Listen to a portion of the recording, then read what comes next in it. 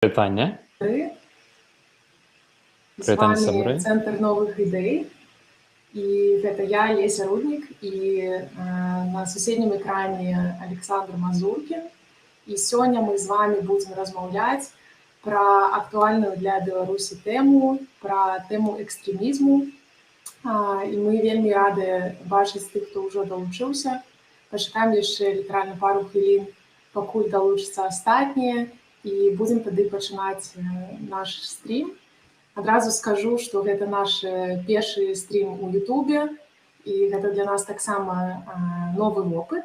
Таму мы будзем удзячныя, калі вы зможаце нам пакінуць нейкі свой фідбэк наконт таго, як вам спадабалася, не спадабалася, і ў будучым мы будзем старацца паляпшаць якасць нашых стрімаў. Можа быць, у больш студыйным фармаце, можа быць, у іншых фарматах. Да, так што калі ў нас тут будуць якія-то тэхнічныя праблемы, вы, калі ласка, на нас не будьце злыя. Але перад тым, як мы пачнем, Леса, увогуле такое пытанне, пакуль чакаем іншых людзей. Ты вось што ў жыцці рабіла самае больш экстрэмісцкае? Бо тэма у нас такая, пра экстрэмізм. Слухай, ну насамрэч гэта нечаканае пытанне, гэта тая частка стрыму, якую мы не планавалі, але да. Я думаю, што гэта, напэўна, ўсё ж такі акцыі салідарнасці з сцягамі. Гэта, напэўна, тое, што лічыцца экстрэмізмам сёння ў Беларусі, але што тычыцца агулам нейкіх экстрэмісцкіх дзеянняў у агульным паняцці, пра якое мы будзем сёння гаварыць, то, напэўна, нічога, спадзяюся. А ты? Ну, я вас сёння зноў спрабаваў здаць на правы, хачу кіраваць машынай, і мне мой інструктор сказаў, што я экстрэміст на дарозе, таму пакуль што правоў у мяне не будзе. Ну, паглядзім, як гэта будзе далей. Ну што, я думаю, што час ідзе, і мы пачнем тады размаўляць трошкі пра тэму экстрэмізму. Тэма такая дастаткова складаная. Мы адразу мусім сказаць, што мы не юрысты. Тут вельмі шмат розных юрыдычных паняццяў, але з пункту гледжання паліталогіі вельмі цікава паглядзець, да?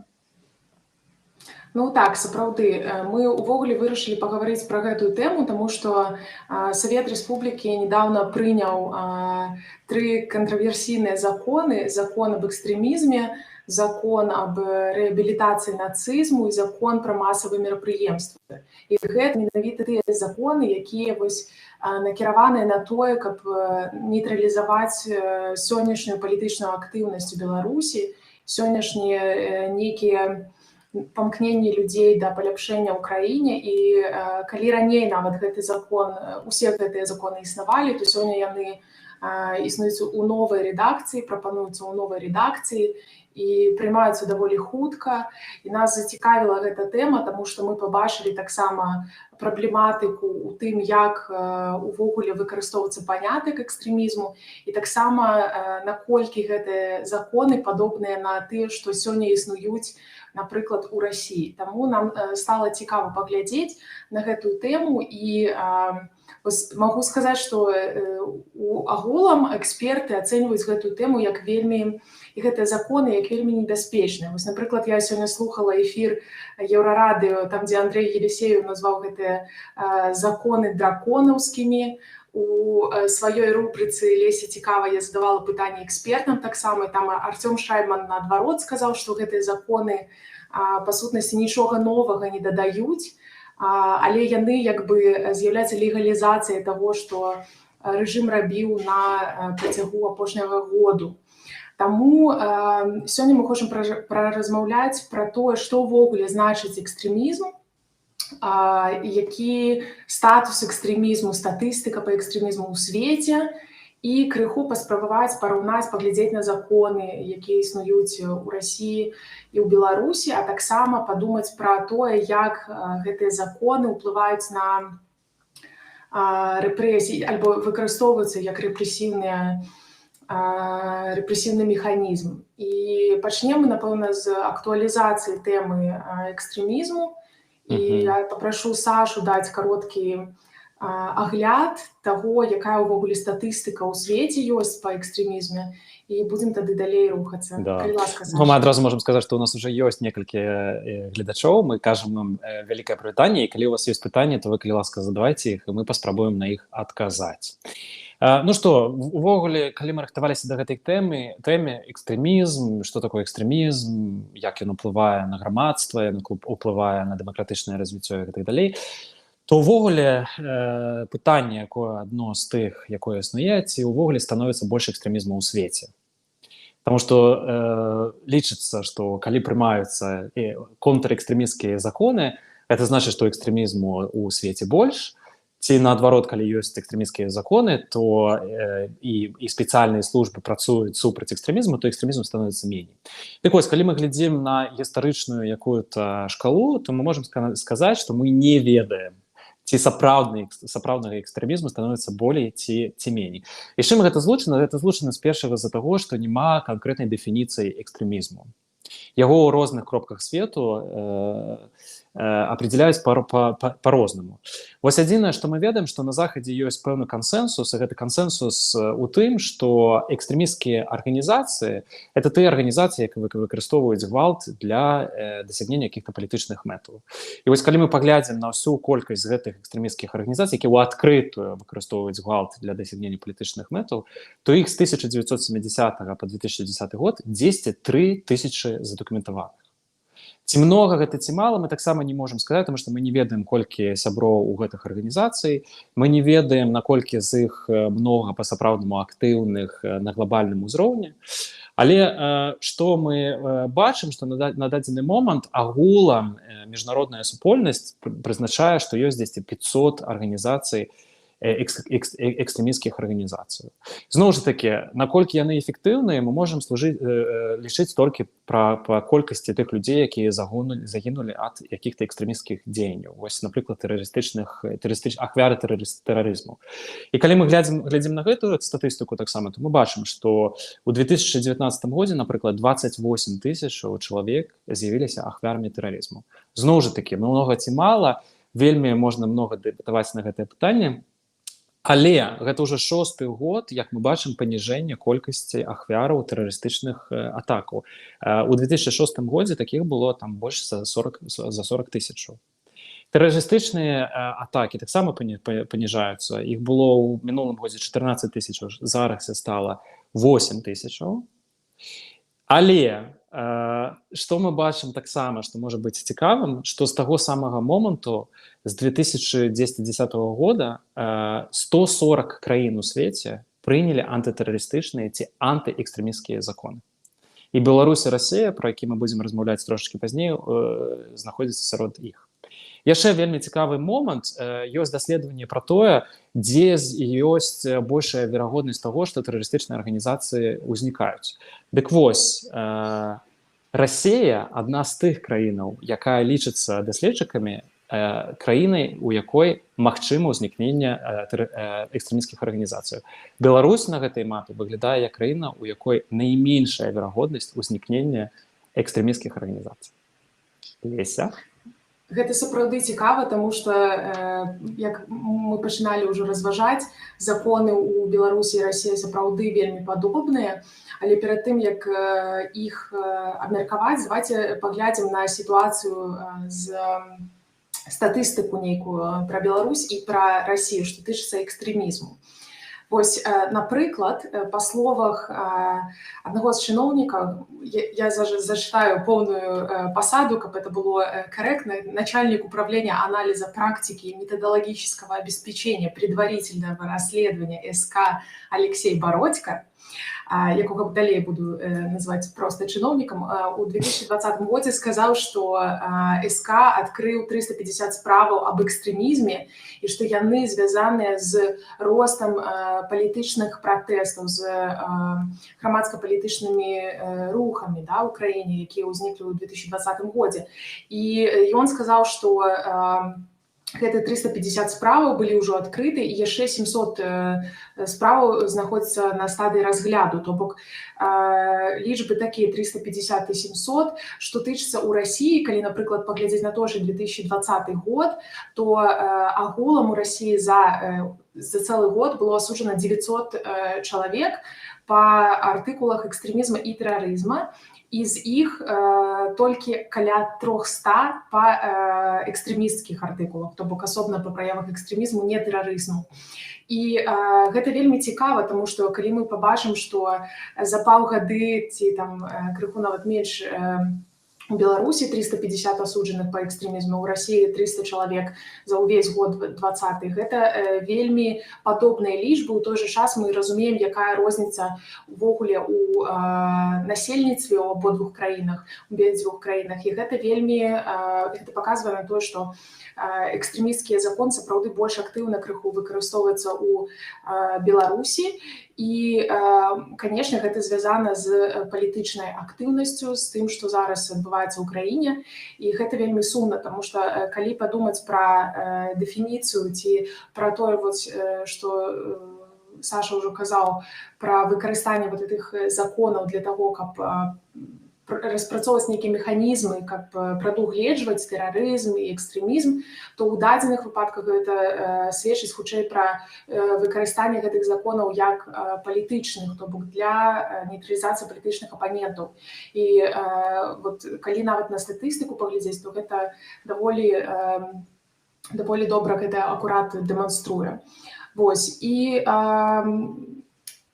ад гэтых лічбаў, я думаю, што мы можам перайсці да абмеркавання гісторыі нейкай экстрэмізму і тэрарызму.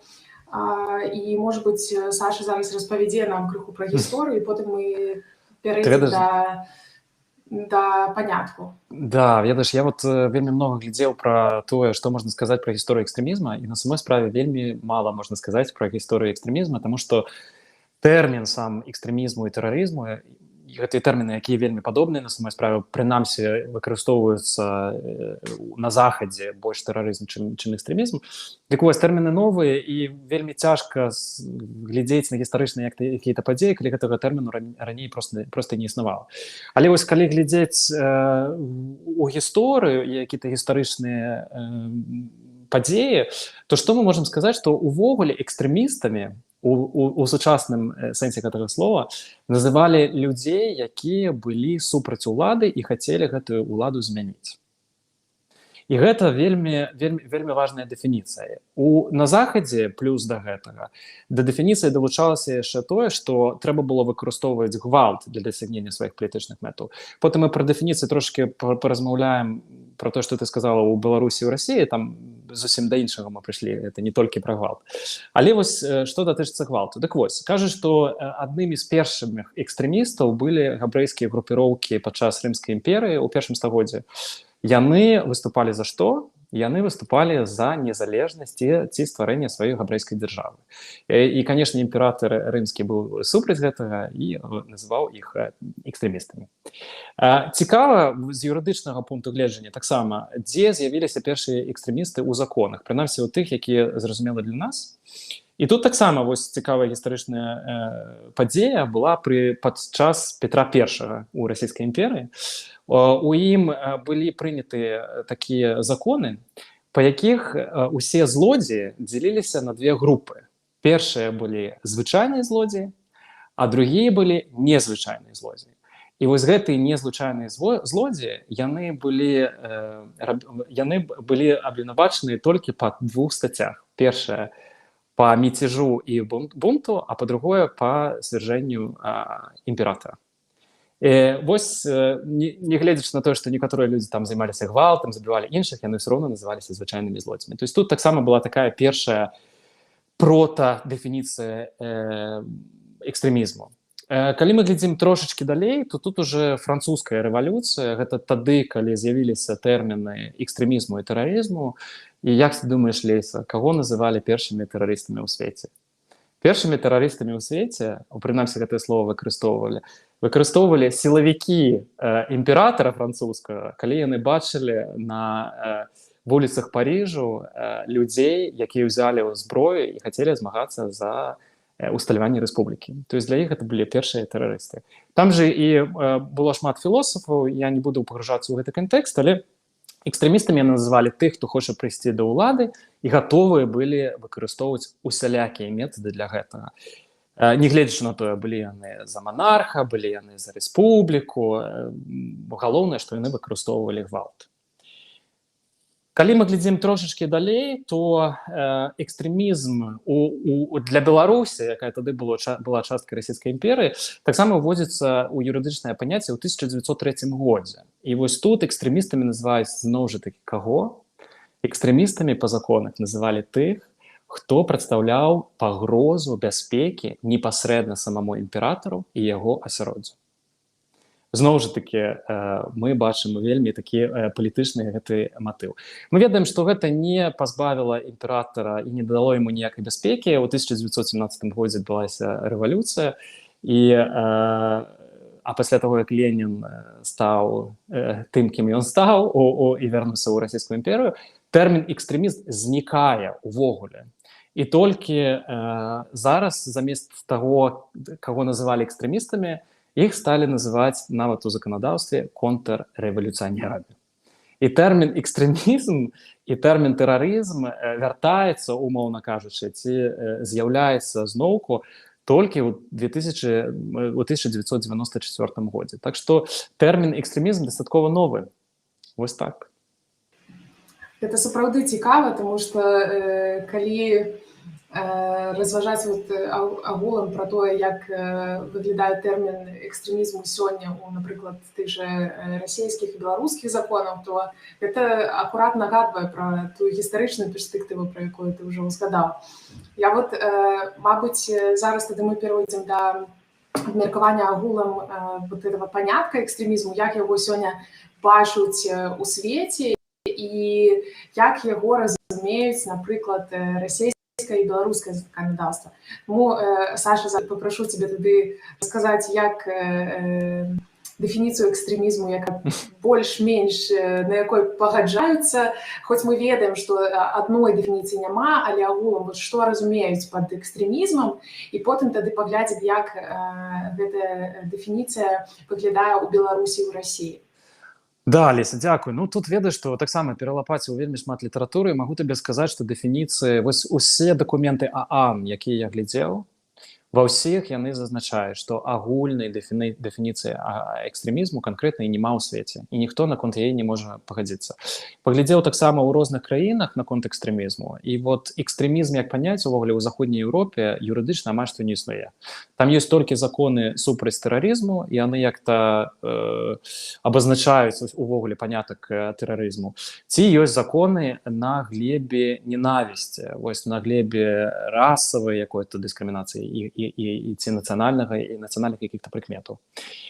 У Швецыі, напрыклад, калі мы глядзім на экстрэмізм у іх юрыдычнай літаратуры, то экстрэмістамі называюць толькі тыя арганізацыі, якія выступаюць супраць дэмакратычных працэдур ці пагражаюць дэмакратычным працэдурам. То есть тут зноў жа такі дэфініцыя экстрэміста гэта тыя, якія пагражаюць існасці вось дзяржаўнага строю. Вельмі цікавы адзін момант пра дэфініцыю экстрэмізму ў ЗША, таму што ў Злучаных Штатах Амерыкі, напрыклад, выказванне экстрэмісцкіх поглядаў абараняецца папраўкай першай да Канстытуцыі Злучаных Штатаў Амерыкі. То есть ты можаш выказваць любыя экстрэмісцкія погляды да таго моманту, пакуль ты не пачынаеш дзейнічаць і не выкарыстоўваць гвалт. Але я думаю, што гэта вельмі адрозніваецца ад таго, што ёсць у Беларусі і Расіі. Ці гэта так? Однозначно, конечно. У расійскім і беларускім заканадаўстве гэта увогуле панятак экстрэмізму, ён вельмі канкрэтна распісаны, да, па пунктах азначаецца, што разумеецца пад экстрэмізмам. І так, там ёсць сапраўды тыя ж самыя моманты, якія ты ўжо агучваў, якія касаюцца канстытуцыйнага строю і якія тычуцца распальвання рознага тыпу нянавісці. Але што тут цікава? Цікава паглядзець, што, напрыклад, у Беларусі зараз у новай гэтай рэдакцыі закона дадаецца такі пункт, як перашкода законадзейнасці дзяржорганаў, у тым ліку ЦВК.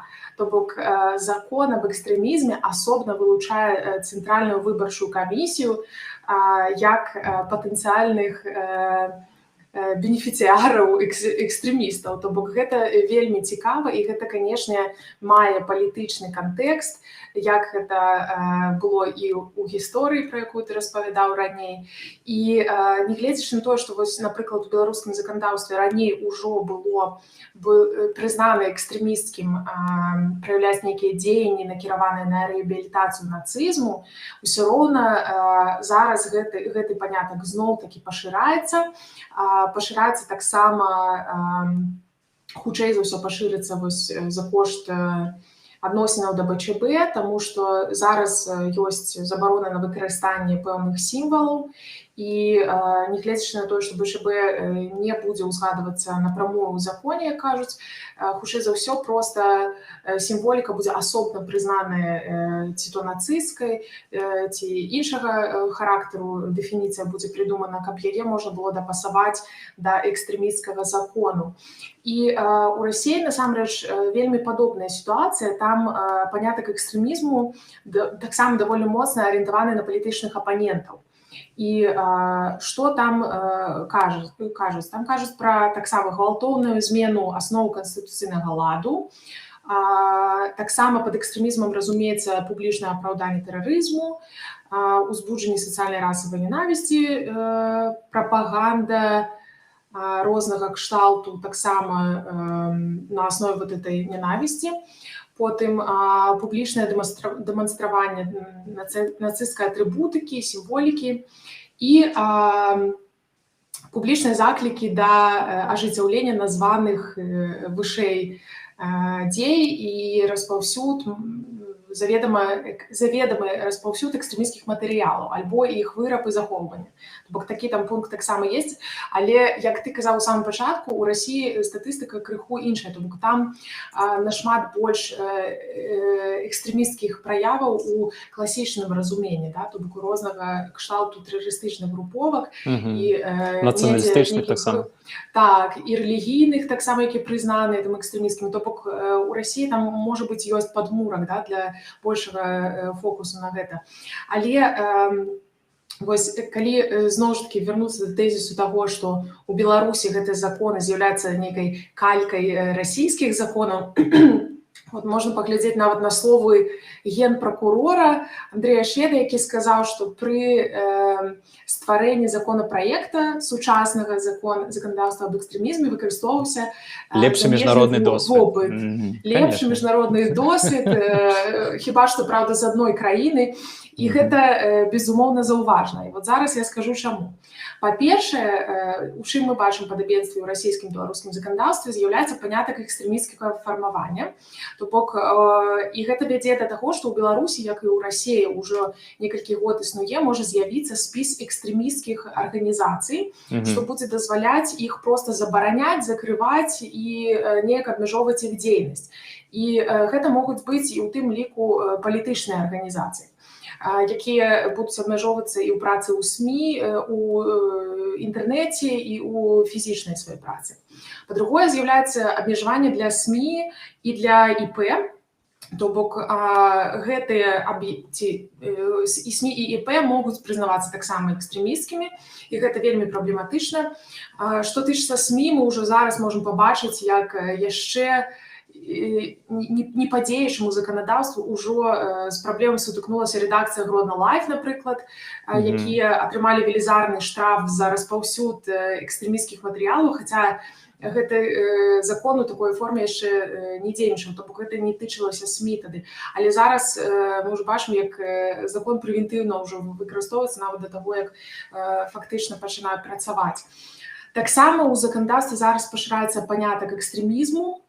Напрыклад, дадаецца пра распаўсюд інфармацыі, якая дыскрэдытуе дзяржаўных службоўцаў. І гэта вельмі сур'ёзная такая пазіцыя, таму што гэта можа значыць, што калі вось у нас раней было там за паклёп прэзідэнта, то у нас зараз можа з'яўляцца права ў розных дзяржслужачых, у мясцовых, напрыклад, чыноўнікаў на тое, каб таксама людзей прыцягваць за вот этой крымінальныя... То есть, калі вы абражаеце чыноўніка, то вы экстрэміст. Так. Гэта можа калі вы дыскрэдытуеце чыноўніка. Вядома, што тэрмін дыскрэдытацыі увогуле вельмі такі складаны і дзіўны, мне падаецца, для выкарыстання ў заканадаўстве, што дае як бы вельмі шырокае поле для інтэрпрэтацыі тым, хто будзе пасля выносіць судовыя выракі. Вось, яшчэ хацела дадаць, вельмі цікавы пункт, што ў расійскім заканадаўстве, якое, дарэчы, існуе з 2002 года, яно пастаянна абнаўляецца. У нейкі момант яны кожныя некалькі год яны адаптуюць яго пад сучасныя рэаліі, пад тэхналогіі і так далей. І вось яны, здаецца, не з самага пачатку яны дазволілі ФСБ вырашаць ці ствараць гэты спіс экстрэмісцкіх фармаванняў. І вось што змяняецца зараз, таксама ў беларускім новай рэдакцыі гэтага закона, з'яўляецца таксама КДБ з'яўляецца як бы актарам ў заканадаўстве. То бок КДБ атрымлівае паўнамоцтвы прызнаваць незарэгістраваныя арганізацыі экстрэмісцкімі. Ага, не Мін'юст, да? Так, ну то бок гэта будзе як дадатковы актар, да? То бок у нас пакуль што не з'яўляецца нічога як Роскомнадзор, да? Як ёсць таксама ў Расіі, але цікава, што КДБ менавіта з'яўляецца як інстытуцыя, якая ўзгадваецца ў заканадаўстве, што ўвогуле таксама, мне падаецца, дзіўна. І што яшчэ тут можна дадаць, тут насамрэч шмат можна паглядзець, чаму яны падобныя, вельмі шмат аднолькавых ці сінанімічных фармулёвак, і вельмі шмат падабенстваў у гэтай вобласці па рэабілітацыі нацызму, але вядома, што ў Беларусі гэта ў першую чаргу будзе, канешне, накіравана на хутчэй за ўсё, як мы ў самым пачатку казалі, на БЧП. Вось, што яшчэ, дарэчы, хацела сказаць, крыху забылася ў гэтай часткі пра статыстыку, што у Расіі асуджаных па экстрэмісцкіх артыкулах, з усіх асуджаных па экстрэмісцкіх артыкулах 90% людзей выказваліся ў інтэрнэце. То бок з тых 350 чалавек, напрыклад, за 2020 год, большасць былі асуджаны менавіта за выказванні ў інтэрнэце. Тут мы можам разумець, конечно, што нейтралізацыя апаненту, яна можа быць не толькі фізічнай, але і праз дзеянне онлайн. Ну, вось гэта на самой справе вельмі цікавы момант, Леся, я тут дадам, тому што вось гэта розніца паміж тым, як успрымае Расія і нават Кітай і ўсход законы пра экстрэмізм, і як успрымаюць іх на Захадзе, тому што тут на Захадзе гэта выключна тое, што пагражае іх інстытутам улады, плюс гвалт, а ў Расіі, у Беларусі, у Кітаі і іншых краінах гэта таксама абраза вобразу дзяржавы як такавой. То есть, калі вы выказваеце які-то пункт гледжання, які лічыцца экстрэмісцкім, то вы з'яўляецеся экстрэмістам. І тут, канешне, супадаюць вось гэты момант, а дзе ж правы чалавека, ці дзе права выказваць тое меркаванне, якое ты можаш выказваць. І ось калі мы паглядзім увогуле, ці з'яўляецца гэта нормай, то, што адбываецца ў Расіі на міжнародным кантэксце ў Беларусі, ці не. І вось трошачкі проста статыстыкі. У 2018 годзе, а пасля таго, як прааналізавалі звяртанне УАН наконт прыцясненню сродкаў масавых інфармацый у свеце, 67 з 269 выпадкаў гэта выпадкі, якія злучаны з выкарыстаннем антыэкстрэмісцкіх ці контртэрарыстычных законаў. У 2014 годзе, 8 гадоў таму назад, такіх выпадкаў было толькі 10. То есть гэта рост у 7 разоў. Гэта реально вельмі небяспечныя лічбы. Зноў жа такі, калі мы глядзім на праваахоўцаў, якая сітуацыя з праваахоўцамі ў свеце, то по дадзеным фронтлайна мы бачым, што 58% ўсіх асуджаных праваахоўцаў у свеце, яны асуджаны па артыкулах тэрарызму, дзяржаўнай бяспекі, экстрэмізму. Калі мы глядзім на недзяржаўныя арганізацыі, то 67% ўсіх звяртанняў УАН таксама злучаны менавіта з выкарыстаннем законаў пра дзяржаўную бяспеку. То есть мы зараз бачым, як гэта вельмі экспаненцыяльны рост ва ўсім свеце менавіта выкарыстанне гэтых антытэрарыстычных, контртэрарыстычных, антыэкстрэмісцкіх законаў. Хаця все гэтыя законы былі дагэтуль з 2001 года, зразумела, пасля тэрактаў у ЗША, амаль што 140 краінаў прынялі гэтыя законы, але так актыўна аўтарытарныя краіны іх не выкарыстоўвалі. І вось зараз яны іх пачынаюць выкарыстоўваць, і ў гэтым чыне, у гэтым ліку Беларусь і Расія. Ну, мне падаецца, што тут можна ўвогуле паглядзець, як гэтыя антыэкстрэмісцкія законы дапамогуць аўтарытарнаму рэжыму, да, чаму ім выгодна выкарыстоўваць гэтае заканадаўства. Вот, мы падумалі пра нейкія прычыны, і нам падаецца, што насамрэч аўтарытарнаму рэжыму трэба часткова неяк тлумачыць і легітымізаваць рэпрэсіі. І для таго, каб выкарыстоўваць аргумент пра тое, што вось гэтыя людзі, палітычныя апаненты, напрыклад, парушылі закон, і вось яны самі вінаватыя, што парушылі закон, для таго, каб проста спасылацца на нейкую легальны падмурак, гэта вельмі выгоднае і лёгкае рашэнне. Гледзячы на тое, як яны хутка прымаюцца, ствараецца ўражанне, што урад, дзяржава, рэжым не можа проста дачакацца, калі ўжо можна іх нарэшце будзе выкарыстоўваць па поўнай. І менавіта таму, хутчэй за ўсё, абнаўляецца, дадаюцца вот гэтыя розныя паняткі, і хутчэй за ўсё, і нягледзячы на масавы пратэст наконт БЧБ, таксама БЧБ будзе прызнаны нейкім чынам экстрэмісцкім, да, і тады будзе нашмат больш падставаў для таго, каб ужо прад'яўляць нейкія абвінавачанні і па новых законах для тых, хто ўжо знаходзіцца ў турме, для таго, каб новыя ствараць нейкія крымінальныя справы. І што тычыцца вось аргументы, напрыклад, які яшчэ тут можа быць.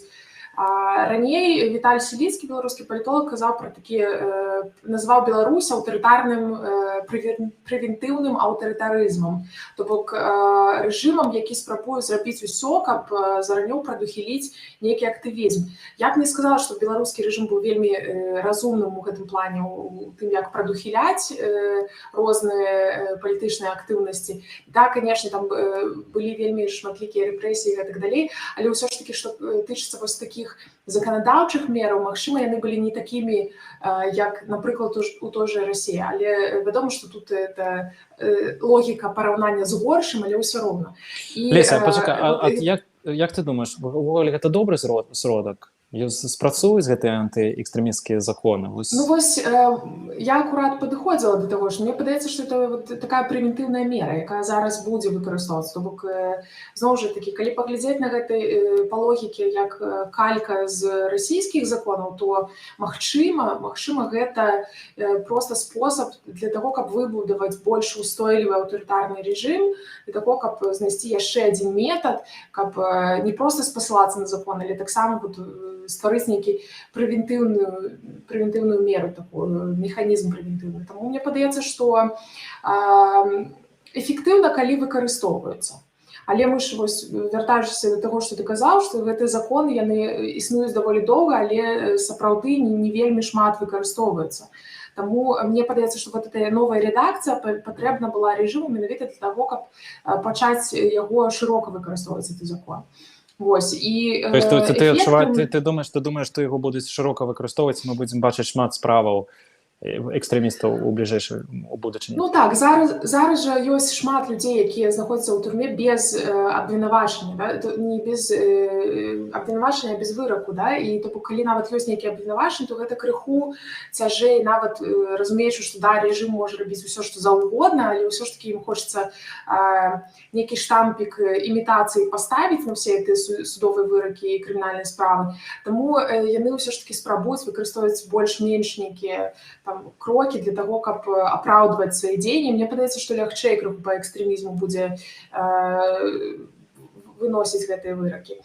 Ну вот, што яшчэ можа стаць эфектам, да, гэтых законаў? Мне падаецца, вось, хачу запытаць, ці ты пагодзішся, але вот ёсць такая думка, што гэтыя законы аб экстрэмізме, яны могуць паўплываць на радыкалізацыю грамадства.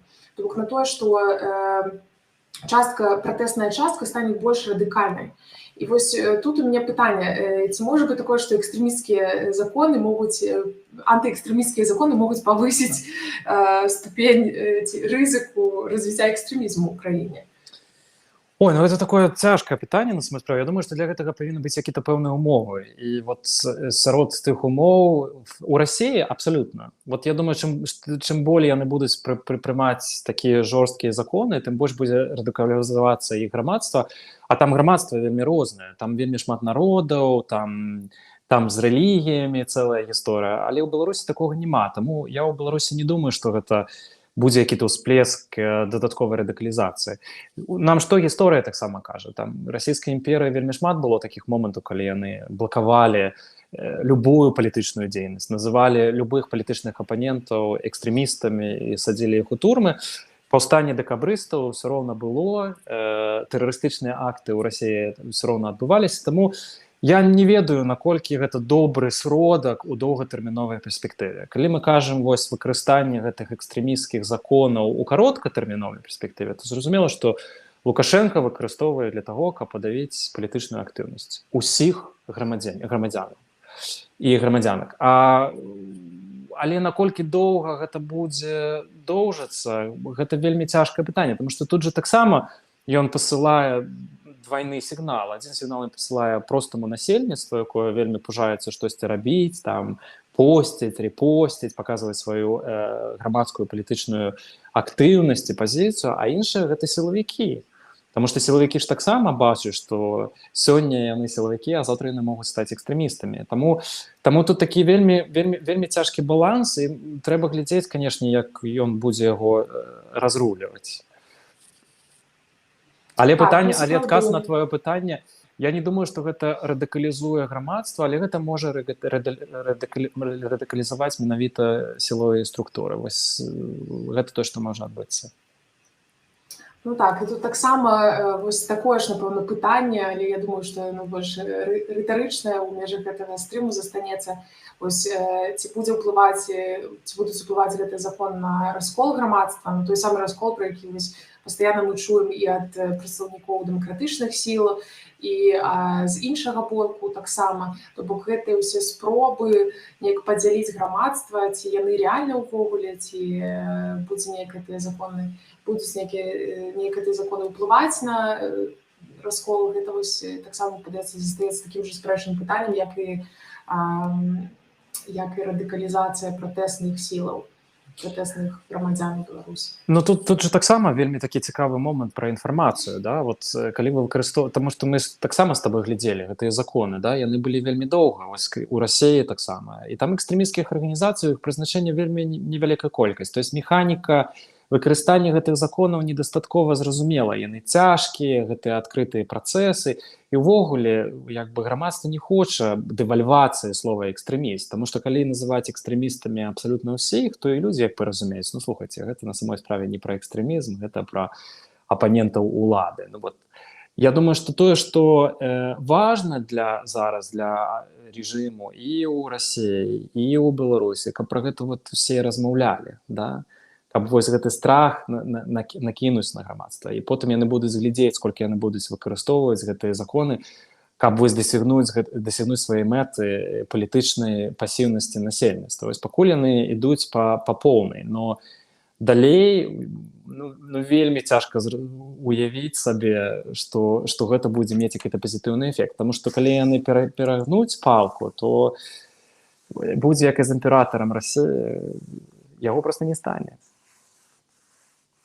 Ну, пастараемся не зводзіць гэты стрым у межы беларускага заканадаўства па экстрэмізму, але пабачым, як яно будзе развівацца. Мне падаецца, што сапраўды гэта, як мы ўжо і казалі, па-першае, законы аб экстрэмізме, яны з'яўляецца нейкай калькай, ці выкарыстоўваўся шырокі міжнародны вопыт для іх стварэння. Па-другое, панятка экстрэмізму няма, але тое, што разумеецца пад экстрэмізмам на Захадзе і, напрыклад, Беларусі і Расіі, гэта две вельмі розныя рэчы.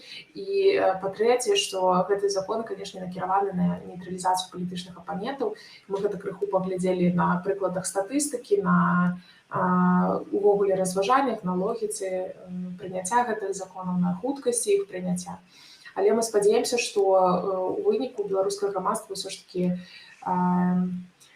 знойдзе сваё выйсце, нягледзячы на гэтыя цяжкія заканадаўчыя акты, і што ўсіх нас чакае светлая будучыня. Ну, я вот Гэта- я хотел Да. одно то, что дадаць про гэта таксама, тому что мы ж зараз бачым, што ідзе новы які-то дагавор паміж дзяржавай і паміж грамадствам вось гэты.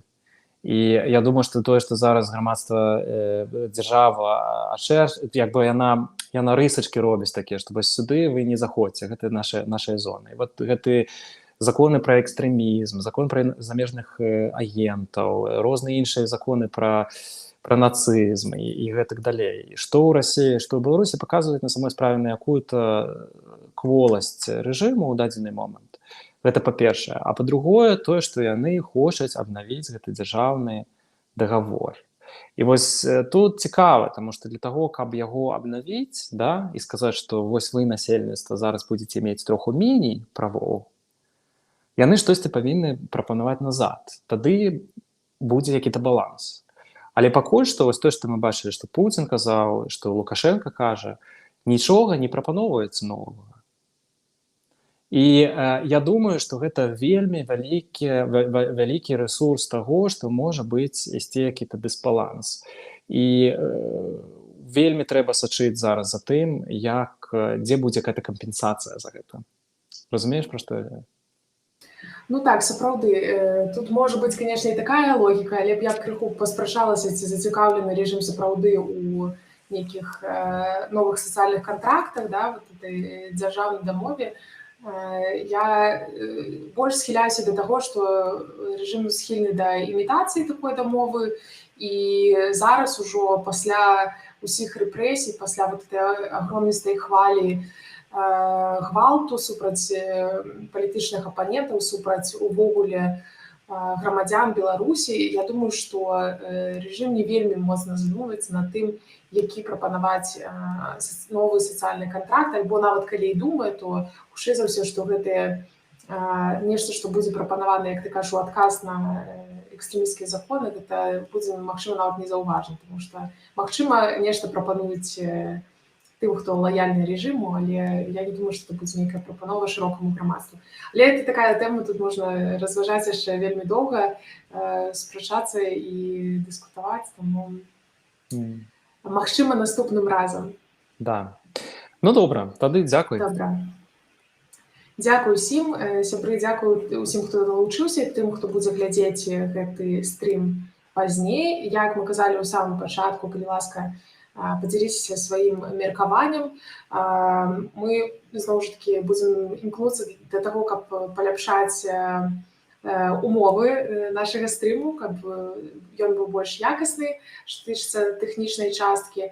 А зараз мы ад вас чакаем фідбэк наконт тэмаў, наконт такога увогуле фармату, ці мы разважаем пра нейкую актуальную тэму, потым разглядаем яе ў гістарычнай і ў глобальнай перспектыве.